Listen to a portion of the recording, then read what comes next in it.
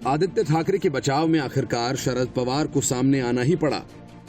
शरद पवार ने कहा कि मुझे सीबीआई जांच से कोई आपत्ति नहीं है, लेकिन मैं पिछले 50 साल से महाराष्ट्र और मुंबई पुलिस पर भरोसा करता हूं। उन्होंने कहा कि जिस तरह से घटना को मीडिया में तवज्जो दी जा रही है वो आश्चर्यजनक है। उद्धव ठाकरे और आदित्य ठाकरे का बचाव करते हुए उन्होंने कहा कि हमें नहीं पता कि इसके पीछे क्या मकसद है।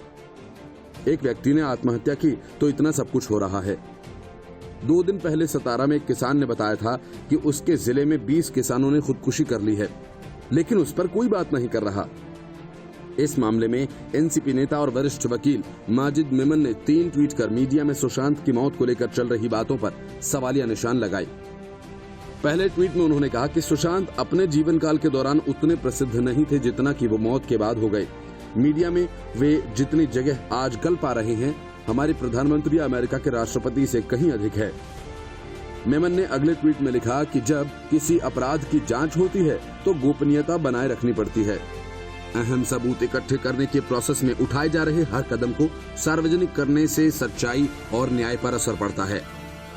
हालांकि ट्वीट पर विवाद होने के बाद माजिद मेमन ने एक और ट्वीट करते हुए कहा कि सुशांत के मेरे ट्वीट पर इतना शोर है, क्या इसका मतलब ये है कि सुशांत पहले इतने फेमस नहीं थे या उन्हें न्याय नहीं मिलना चाहिए? हरगिज नहीं, गलतफहमी से बचा जाना चाहिए। ट्वीट किसी भी तरह से अपमान या उसे अपमानित नहीं करता है। सुशांत के मामले में शिवसेना सांसद संजय राउत भी विवादास्पद टिप्पणी कर चुके हैं। उन्होंने उनके पिता पर दूसरी शादी का आरोप लगाते हुए सुशांत के इस बात से नाराज होने की बात कही थी।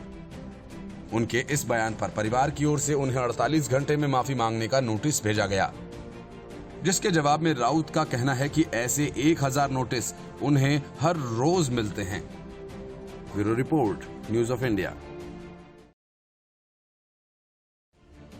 राजस्थान के कई सियासी संकट को जैसे तैसे टालने में कांग्रेस सफल तो हो गई, लेकिन पंजाब में मामला बिगड़ता दिख रहा है। प्रताप सिंह बाजवा और कैप्टन अमरिंदर सिंह की लड़ाई हर दिन तेज होती जा रही है और इन दोनों के बीच की खींचतान में नवजोत सिंह सिद्धू अब तक सामने तो आए नहीं, लेकिन माना जा रहा है कि वे पर्दे के पीछे से बाजवा का साथ दे रहे हैं, जबकि शमशेर सिंह दुलों खुलकर बाजवा के साथ हैं। प्रताप सिंह बाजवा ने कैप्टन अमरिंदर सिंह पर एक के बाद एक ताबड़तोड़ हमले किए और कहा, मैं कैप्टन अमरिंदर सिंह से पूछना चाहता हूं, उन्हें लोकतंत्र में भरोसा है या नहीं? वो चुने हुए सीएम हैं, पटियाला के महाराज नहीं। दरअसल प्रताप बाजवा अपनी सुरक्षा हटाए जाने के फैसले को लेकर कैप्टन सरकार से खफा हैं। इसके पहले उन्होंने कहा था कि अगर उन्हें कुछ भी हुआ तो इसके लिए मुख्यमंत्री अमरिंदर सिंह और पंजाब के डीजीपी दिनकर गुप्ता जिम्मेदार होंगे। अब प्रताप बाजवा ने कहा कि जब हमने जहरीली शराब की वजह से हुई मौतों का मामला उठाया तो कैप्टन साहब ने अपना मेंटल बैलेंस खो दिया।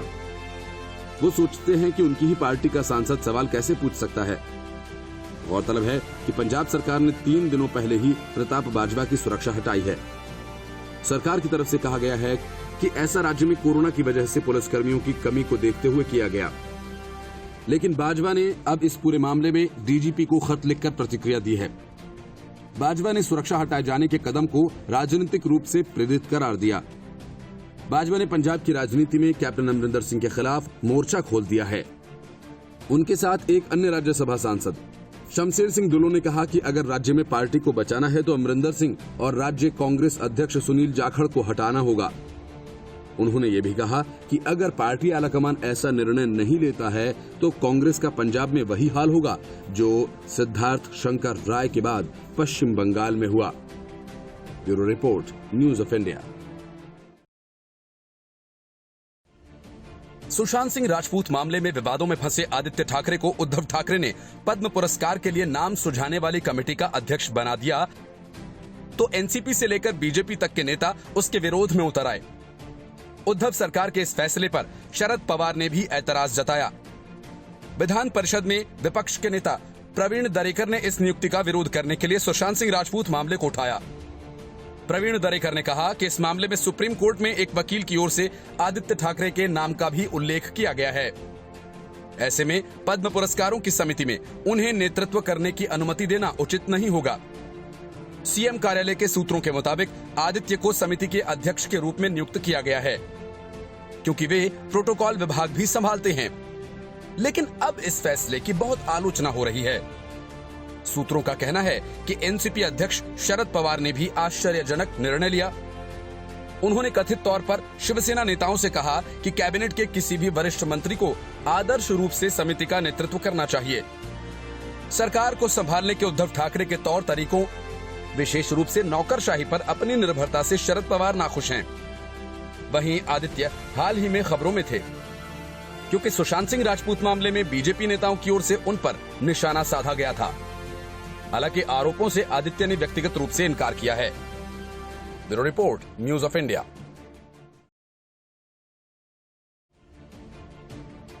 सचिन पायलट की घर वापसी के बाद भी अशोक गहलोत की मुश्किलें कम नहीं हुई हैं। अब बीजेपी ने अपने पत्ते खोलते हुए बड़ा सियासी दांव चल दिया है। शुक्रवार से शुरू होने वाले विधानसभा के सत्र में बीजेपी गहलोत सरकार के खिलाफ अविश्वास प्रस्ताव लाएगी। बीजेपी के इस फैसले से गहलोत की सारी रणनीति गड़बड़ा गई है। माना जा रहा है कि गहलोत के लिए बहुमत साबित करना आसान नहीं होगा। विधानसभा में भाजपा के नेता गुलाब चंद कटारिया ने कहा कि कांग्रेस अपने घर में टांका लगाकर कपड़े को जोड़ना चाह रही है, लेकिन कपड़ा फट चुका है। ये सरकार जल्द ही गिरने वाली है। बीजेपी के प्रदेश अध्यक्ष सतीश पुनिया ने कहा कि ये सरकार अपने विरोधाभास से गिरेगी। बीजेपी पर ये झूठा आरोप लगा रहे हैं, लेकिन इनके घर के झगड़े से बीजेपी का कोई लेना देना नहीं है। आपको बता दें कि गुरुवार को इससे पहले भारतीय जनता पार्टी ने जयपुर में विधायकों के साथ बड़ी बैठक की। इसमें पूर्व मुख्यमंत्री वसुंधरा राजे भी शामिल हुई, जबकि केंद्रीय नेतृत्व की ओर से नरेंद्र सिंह तोमर इस बैठक में उपस्थित रहे थे। राज्यपाल के आदेश के बाद 14 अगस्त से विधानसभा का सत्र शुरू हो रहा है। हालांकि राज्य सरकार की ओर से भी अभी सिर्फ कोरोना वायरस संकट, लॉकडाउन और अन्य मुद्दों पर चर्चा की बात कही गई थी। इस बीच अगर भारतीय जनता पार्टी अविश्वास प्रस्ताव लाती है तो चर्चा के बाद अशोक गहलोत सरकार को अपना बहुमत साबित करना ही होगा।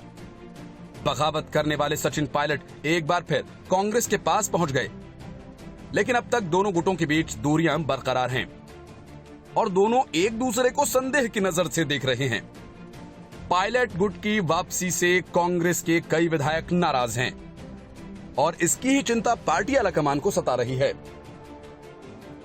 Bureau report, news of India.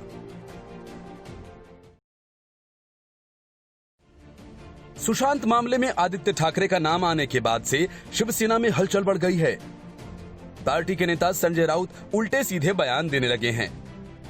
कभी सुशांत के पिता के बारे में झूठी अफवाह फैलाने की कोशिश करते हैं, तो कभी जानबूझकर राजनीतिक रंग डालते हैं। संजय राउत की इस हरकत पर बीजेपी के प्रवक्ता और पूर्व केंद्रीय मंत्री शाहनवाज हुसैन ने बड़ी टिप्पणी की है। शिवसेना नेता संजय राउत के बयान पर तंज कसते हुए बीजेपी नेता शाहनवाज हुसैन ने कहा कि संजय राउत जी, बड़ी देर कर दी हुजूर न्याय देते देते। अब आप कहते हैं कि सुशांत सिंह राजपूत का परिवार शांत रहे तो न्याय मिलेगा। अब आप शांत रहिए, सीबीआई न्याय करेगी। सुशांत केस में जिस सीबीआई जांच को लेकर तकरार है, सुशांत के परिवार वाले चाहते हैं कि ये जांच होनी चाहिए। सुशांत की बहन श्वेता ने एक वीडियो जारी कर भावुक अपील की है। इंसाफ के लिए ऐसा करना जरूरी है। अमेरिका में रहने वाली श्वेता को भाई के नहीं होने से खालीपन का दर्द सहा नहीं जा रहा है। वे सीबीआई जांच की मांग कर रही हैं। सुशांत सिंह राजपूत की बहन श्वेता ने 43 सेकंड के इस वीडियो को शेयर किया। दिल बैठा जा रहा है, इंसाफ की लड़ाई लंबी होती जा रही है। बहुत गमगीन होकर श्वेता कहती हैं कि इस मामले में निष्पक्ष जांच होनी चाहिए और सच सामने आना चाहिए। इसके लिए बार बार हाथ जोड़ रही हैं। Bureau report, news of India.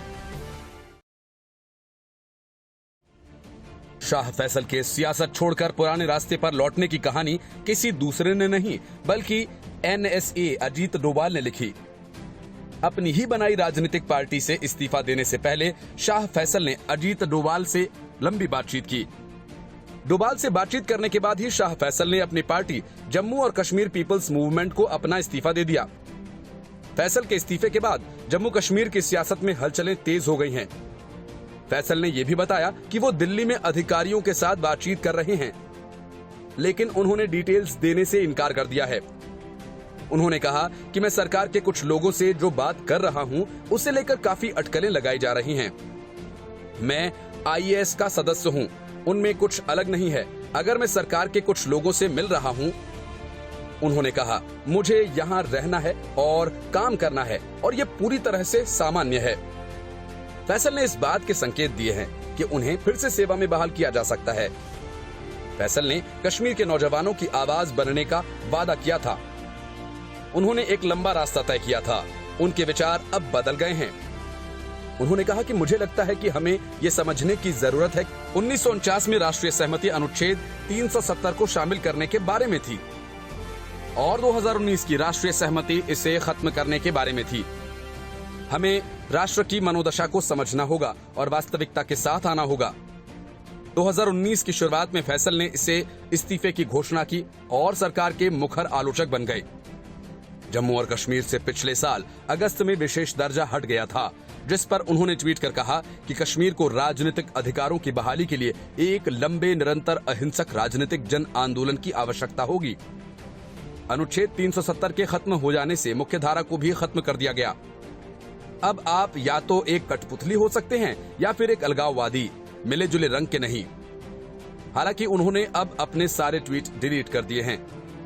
कठपुतली और अलगाववादी टिप्पणी के बारे में पूछे जाने पर फैसल ने कहा कि मैं राजनीतिक ग्रे जोन के बारे में बात कर रहा था, जिसमें चुनावी राजनीति संचालित थी। मैंने कहा कि एक बार ग्रे जोन खत्म हो जाने के बाद लोग आपको कठपुतली या अलगाववादी कहेंगे। मैंने कहा था कि मैं दोनों में से एक में भी सहमत नहीं हूं। उन्होंने कहा कि मैं इस देश का एक गौरवशाली नागरिक हूं जो लोगों के जीवन में बदलाव लाना चाहता है। मैं इन लेबल्स को बिल्कुल भी नहीं पहचानता। पिछले साल फैसल ने आईएएस छोड़ने के कारणों का उल्लेख करते हुए कहा था, कश्मीर तब खतरे में था और उसे अंदर के किसी व्यक्ति की जरूरत थी, इसलिए उन्होंने वहां अलार्म बेल बजाने का फैसला किया। सरकार के बड़े अफसरों से बातचीत करने के बाद फैसल ने कहा कि वे नई वास्तविकता को स्वीकार करते हैं। हम कश्मीर में एक नई राजनीतिक वास्तविकता के आमने सामने हैं। 5 अगस्त के बाद से जमीन पर तथ्य बदल गए हैं। मैं पॉलिटिकली करेक्ट होने की जरूरत के बिना स्थिति की अपनी समझ को स्पष्ट करना चाहता हूं। कश्मीर ने अतीत में बहुत कुछ झेला है। मैं पुराने भ्रमों पर ध्यान नहीं देना चाहता। कश्मीरियों को एक बगीचे के रास्ते पर ले जाना चाहता हूं और उस पर अपना करियर बनाना चाहता हूं।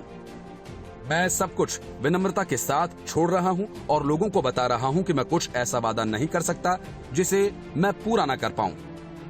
सूत्र बताते हैं कि फैसल को बहाल करने के लिए नियमों को बदला जा सकता है। फैसल ने कहा कि वो लोक प्रशासन सेवा में वापस लौटने का विरोध नहीं कर रहे हैं। उन्होंने कहा कि मैं सरकार के साथ काम करने से पीछे नहीं हूं। लोक प्रशासन मेरी विशेषज्ञता का डोमेन है। मैं वहीं बिलोंग करता हूं। दिल्ली और श्रीनगर में अधिकारियों के नाम नहीं बताने की शर्त पर उन्होंने कहा कि उन्हें जल्द ही फिर से नियुक्त किया जा सकता है और एक सलाहकार की भूमिका में भी बहाल किया जा सकता है। Bureau report, news of India.